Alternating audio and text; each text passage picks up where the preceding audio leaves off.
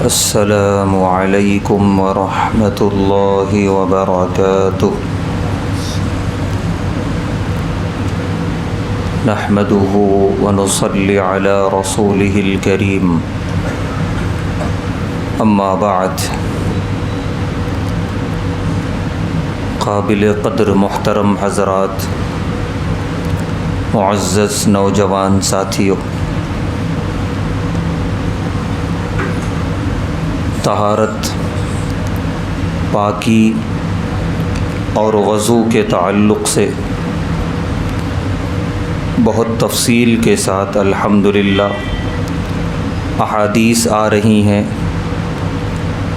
اور اسی کے ضمن میں پاکی اور طہارت کے بہت سارے مسائل بھی ہمارے سامنے آ رہے ہیں۔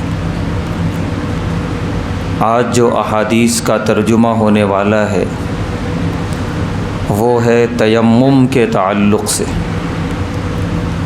ہم سب جانتے ہیں کہ تیمم یہ صرف اسی امت کی خصوصیت ہے۔ اس سے پہلے اللہ تعالیٰ نے کسی امت کو تیمم کا حکم نہیں عطا فرمایا۔ تیمم کا مطلب یہ ہے کہ اگر آدمی پانی پر قادر نہیں ہے، یا پانی اس کے پاس ہے مگر وہ استعمال پر قادر نہیں ہے، بیمار ہے، طبیعت ناساز ہے، اگر پانی استعمال کرے گا تو اور زیادہ طبیعت ناساز ہو جائے گی، تو ان صورتحال میں حکم ہے کہ آدمی تیمم کر لے۔ تیمم کا مطلب ہے مٹی سے اپنے آپ کو پاک کرنا۔ اس کا طریقہ بس یہ ہے کہ 3 فرائض ہیں تیمم میں۔ پہلا فرض ہے نیت کرنا کہ میں پاک ہونے کے لیے تیمم کرتا ہوں، تیمم میں نیت فرض ہے۔ دوسرا فرض ہے ایک مرتبہ دونوں ہاتھ پاک مٹی پر مار کے پورے چہرے پہ پھیر لینا، خوب اچھی طریقے سے، کوئی حصہ باقی نہ رہے چہرے کا۔ تیسرا فرض ہے پھر اسی ہاتھ کو پاک مٹی پہ مار کے بائیں ہاتھ سے دائیں ہاتھ کے پورے کوہنی تک پورا ہاتھ پھیر لینا، مسح کر لینا، پھر دائیں ہاتھ سے اس بائیں ہاتھ کے کوہنی تک پورا مسح کر لینا، بس تیمم ہو گیا۔ یہی 3 فرائض کا نام تیمم ہے۔ اب اس کے علاوہ کوئی چوتھا کام نہیں ہے۔ جو آدمی اس طرح کر لیا وہ اسی طرح پاک ہو گیا جیسے کہ وضو کرنے کی وجہ سے پاک ہوتا ہے۔ یہاں تک کہ ابھی حدیث میں آئے گا کہ اگر آدمی پر غسل واجب تھا تو وہ بھی صرف یہ 3 کام بلکہ 2 ہی کام ہیں، یہ کر لینے سے پاک ہو جائے گا، بالکل اس طرح جیسے غسل کرنے سے پاک ہو جاتا ہے۔ تو یہ اللہ تبارک و تعالیٰ نے چھوٹ عطا فرمائی صرف اور صرف امت محمدیہ کو۔ اس سے پہلے کسی امت کو یہ اللہ نے حکم نہیں دیا، چھوٹ عطا نہیں فرمائی۔ ہم سب جانتے ہیں تیمم کا حکم کس وقت اور کیسے نازل ہوا۔ ایک سفر سے واپس ہو رہے تھے پیارے نبی صلی اللہ علیہ وسلم صحابہ کے ساتھ، اور ازواج مطہرات میں سے حضرت عائشہ رضی اللہ تعالی عنہا آپ کے ساتھ تھیں۔ حضرت عائشہ رضی اللہ تعالی عنہا نے اپنی بڑی بہن حضرت اسماء رضی اللہ تعالی عنہا سے ہار مانگا تھا، سونے کا ہار پہننے کے لیے، سفر پہ جا رہی ہوں، ان کے پاس ہار نہیں تھا، اپنی بڑی بہن سے لیا، اور بڑی بہن کا وہ ہار بڑا تھا حضرت عائشہ رضی اللہ تعالی عنہا کے جسم و جثے کے اعتبار سے۔ بہرحال انہوں نے وہ ہار پہنا اور سفر جاری رکھا۔ سفر میں کئی مرتبہ ایسا ہوا کہ جھٹکے سے اٹھتے بیٹھتے ہار گرا، پھر اٹھا کے پھر پہن لیا۔ واپسی میں ایک مقام پہ پیارے نبی صلی اللہ علیہ وسلم ٹھہرے تمام صحابہ کے ساتھ۔ رات کا آخری پہر تھا، یہ ہے کہ جسے تھکاوٹ ہے وہ ذرا نیند بھی لے لے، جس کو سونا تھا وہ سو گئے، جس کو نماز تہجد پڑھنی تھی انہوں نے نماز تہجد پڑھی، یہاں تک کہ فجر کا وقت شروع ہو گیا، بلکہ مکمل ہو گیا فجر کا وقت۔ اب یہ ہے کہ وضو کرنا ہے۔ اتفاق کی بات یہ ہے کہ قافلے میں پانی نہیں تھا کسی کے پاس، تو یہ ہوا کہ آگے چلیں گے تھوڑی دور، جو سفر کا راستہ ہوتا ہے وہاں تھوڑی تھوڑی دور پہ پانی مل جایا کرتا ہے، آگے کوئی کنواں ہوگا، پانی ہوگا، وہاں وضو کر لیں گے۔ لہذا پیارے نبی صلی اللہ علیہ وسلم نے یہ ارادہ فرمایا کہ اس طریقے سے کیا جائے۔ اتنے میں حضرت عائشہ رضی اللہ تعالی عنہا نے عرض کیا پیارے نبی صلی اللہ علیہ وسلم سے کہ میرا ہار گر گیا ہے، مل نہیں رہا ہے۔ اب ہار کو چھوڑ کے تو آگے جا نہیں سکتے، اور وہ بھی ہار دوسرے کا تھا، بڑی بہن کا تھا۔ پیارے نبی صلی اللہ علیہ وسلم نے صحابہ کو اس کی اطلاع دی، تقریباً تمام صحابہ ڈھونڈنے میں لگ گئے، ہار کہیں نہیں ملا، یہاں تک کہ فجر کا وقت بالکل آخری وقت میں آ گیا۔ اب جو ہے حضرت ابو بکر صدیق رضی اللہ تعالیٰ عنہ بھی بہت ناراض، اپنی بیٹی ہے، وہ والد ہیں، ان کو حق ہے بیٹی پہ ناراض ہونے کا کہ تمہاری وجہ سے جو ہے سارے لوگ یہاں پر رک گئے، خود پیارے نبی صلی اللہ علیہ وسلم رکے ہیں اور فجر کا وقت ختم ہونے والا ہے، نماز فجر کسی نے نہیں پڑھی، یہ سب تمہاری وجہ سے ہو رہا ہے۔ حضرت عائشہ رضی اللہ تعالی عنہا بہت غمگین خاموش بیٹھی ہیں۔ اتنے میں اللہ تبارک و تعالیٰ نے یہ آیت نازل فرمائی سورہ مائدہ کی کہ کوئی بات نہیں کہ اگر کبھی ایسا موقع آ گیا کہ پانی پر قادر نہیں ہو اور وقت نکلا جا رہا ہے، فَتَيَمَّمُوا صَعِيدًا طَيِّبًا، پاک مٹی سے تیمم کر لو، وَامْسَحُوا بِرُؤُوسِكُمْ وَأَيْدِيكُمْ، اور اپنے چہرے کو اور اپنے ہاتھ کو، بس اتنے کو ہی مسح کرنا ہے، وَامْسَحُوا بِوُجُوهِكُمْ وَأَيْدِيكُمْ۔ چنانچہ یہ حکم نازل ہونا تھا کہ صحابہ اتنے خوش ہوئے کہ حضرت ابو بکر صدیق رضی اللہ تعالیٰ عنہ کو مبارکبادی دینے آئے کہ آپ کی بیٹی اتنی مبارک کہ ان کی وجہ سے نماز جانے کا خطرہ تھا، اللہ نے اتنی بڑی سہولت نازل فرما دی۔ تو وہی حضرت ابو بکر صدیق رضی اللہ تعالیٰ عنہ جو اتنا ناراض تھے، اب ان کے چہرے پہ خوشی آ گئی صحابہ کے مبارکبادی دینے کی وجہ سے۔ تو حضرت عائشہ رضی اللہ تعالی عنہا کی یہ نیک بختی اور خوش بختی ہے کہ ان کی وجہ سے تیمم کی آیت امت کو عطا ہوئی۔ تو یہ حضرت عائشہ رضی اللہ تعالی عنہا کے لیے شرف کی بات ہے۔ سارے لوگوں نے تیمم کیا، نماز فجر ادا کی، اس کے بعد جیسی ہی اس اونٹنی کو اٹھایا جس پر حضرت عائشہ رضی اللہ تعالی عنہا بیٹھی تھیں، جانے کے لیے جب اونٹنی کو اٹھایا تو نیچے ہار ملا ہوا، نیچے ہار دبا ہوا تھا اونٹنی کے۔ تو یوں سمجھیے یہ اللہ تبارک و تعالیٰ کی طرف سے ہوا، اس میں حضرت عائشہ رضی اللہ تعالی عنہا کا کوئی قصور نہیں۔ والد ناراض ہو رہے تھے، وہ والد ہیں، ان کو حق ہے، باقی ہمیں کہنے کا کوئی حق نہیں ہے، یہ اللہ کی طرف سے منصوبہ بندی تھی۔ چنانچہ وہاں سے تیمم کا یہ حکم باقاعدہ شروع ہوا اور آج تک جاری ہے اور انشاءاللہ قیامت تک جاری رہے گا۔ پہلی روایت حضرت حذیفہ رضی اللہ تعالی عنہ سے ہے، کہتے ہیں قال رسول اللہ صلی اللہ علیہ وسلم، اللہ کے رسول صلی اللہ علیہ وسلم نے ارشاد فرمایا، فضلنا علی الناس بثلاث، کہ تین چیزیں جو ہمیں عطا کی گئی ہیں کسی امت کو عطا نہیں کی گئیں۔ نمبر ایک، جعلت صفوفنا کصفوف الملائکہ، ہماری صفیں بنائی گئی ہیں فرشتوں کی صفوں کی طرح، جیسے فرشتوں کی صفیں لگتی ہیں ویسی ہماری صفیں ہیں نماز کی۔ نماز میں جو ہم صف لگاتے ہیں، اس سے پہلے بھی امتوں میں نماز تھی، 5 نمازیں نہیں تھیں، 1 وقت کی تھی، 2 وقت کی تھی، تو وہ اس اہتمام کے ساتھ نہیں پڑھی جاتی تھی کہ ایک امام ہو وہ آگے رہے گا، پیچھے سارے مصلی صف بستہ کھڑے ہوں، بالکل اس طریقے سے نماز پڑھی جائے، ایسا نہیں تھا۔ صفیں لگانے کا ایسا تصور ہی نہیں تھا، یہ صرف فرشتے صف لگا کے اللہ کی عبادت کرتے ہیں آسمان پہ، وہ صف بندی اللہ نے ہمیں عطا فرمائی۔ تو ہماری صف بندی اور ہماری عبادت فرشتوں کی صف بندی اور ان کی عبادت کے مشابہ ہے، لہذا یہ بڑی فضیلت کی بات ہے ہمارے لیے۔ ہمیں چاہیے کہ نماز کے لیے جب ہم صف لگائیں، صف سیدھی ہو اور متصل ہو، یہ بہت بڑی نعمت ہے اللہ کی جو اللہ نے ہمیں صف کی شکل میں عطا فرمائی۔ اسی لیے جب شروع میں حکم آیا نماز کا تو پیارے نبی صلی اللہ علیہ وسلم تکبیر کہنے سے پہلے پیچھے مڑ کے کھڑے ہو جاتے تھے اور آپ سب کو دیکھتے تھے کس طرح کھڑے ہوئے ہیں، یعنی ذرا بھی آگے پیچھے نہ ہوں۔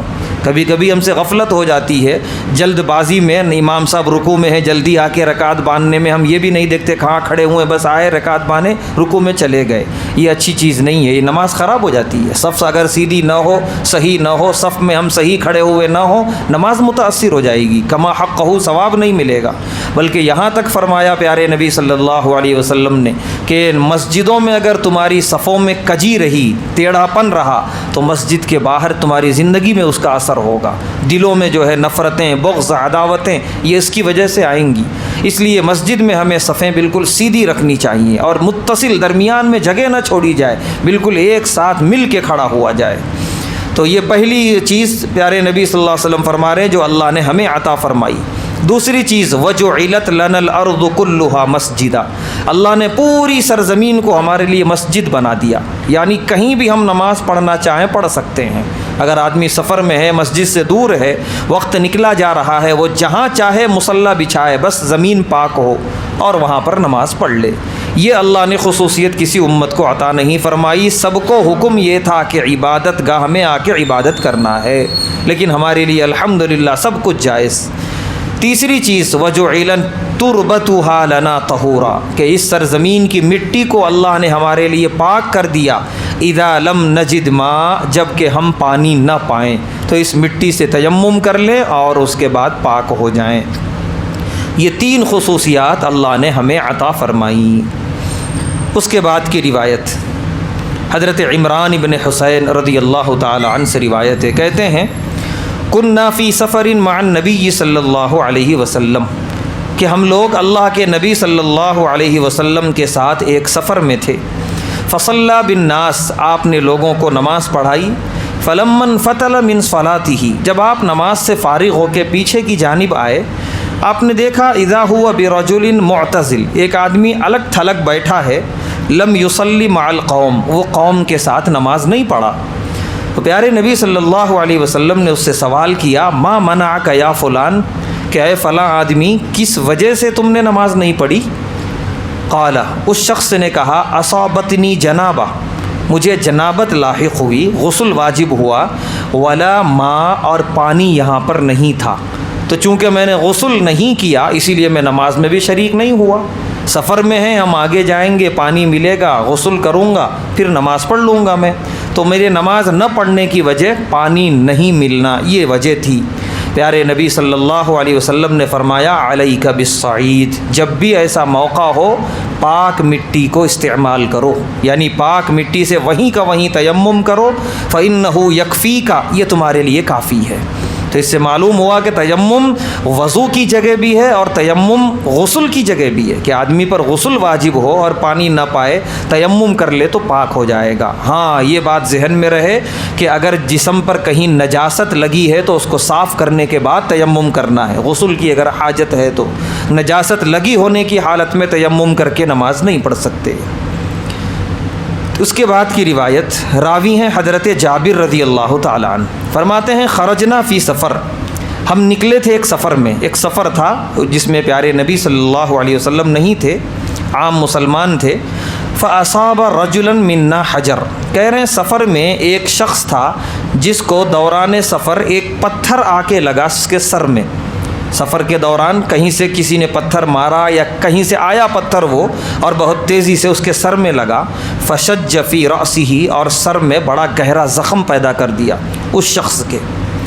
اتنے میں اس کو غسل کی حاجت ہوئی. فسأل اصحابہ، اس نے اس قافلے میں تمام ساتھیوں سے پوچھا کہ میرا اتنا شدید زخم ہے کہ پانی بڑا نقصان دہ اس زخم کے لیے، اور ہم سفر میں ہیں، ابھی دوا علاج کچھ بھی ممکن نہیں ہے سفر میں. اب ایسی صورت میں نماز پڑھنا ہے تو اگر میں غسل کروں گا سر سے تو میرا زخم مجھے بہت تکلیف پہنچائے گا. تو میں کیا کروں، غسل کروں یا کیا کروں، تیمم کروں؟ قالوا، تو جن ساتھیوں سے پوچھا ان ساتھیوں نے جواب دیا ما نجد لک رخصتاً، کہ تمہارے لیے تو کوئی رخصت سمجھ میں نہیں آتی. وانت تقدر علی الماء، کیونکہ تم پانی پر قادر ہو. ابھی نیا نیا حکم آیا تھا تیمم کا، اور جن لوگوں سے انہوں نے مسئلہ پوچھا ان لوگوں نے یہ سمجھا کہ تیمم صرف ان کے لیے ہے جو پانی پہ قادر نہیں ہے. قرآن میں اللہ نے فرمایا فلم تجدوا ماء، تم پانی نہ پاؤ، اور یہاں پانی تھا، پانی پہ تو قادر ہے بندہ، استعمال پہ قادر نہیں تھا. تو اسی لیے کہتے ہیں مسائل جو ہے فقہا سے پوچھنا پڑے گا ہر حال میں. ضروری نہیں ایک شخص کو قرآن کا ترجمہ اگر آتا ہے تو مسائل بھی بتانا شروع کر دے. وہ ایک سمندر ہے قرآن کی آیتیں مسائل اور فقہ کے اعتبار سے، اس میں غوطے فقہا لگاتے ہیں، عام مسلمان نہیں لگا سکتا. وہ نصیحت کی آیتیں پڑھے، نصیحت حاصل کرے بالکل، لیکن مسائل فقہا سے پوچھے. چنانچہ ان لوگوں نے مسئلہ بتا دیا کہ کہ تم پانی پر قادر ہو، پانی تمہارے پاس ہے، لہذا تم کو غسل کرنا پڑے گا۔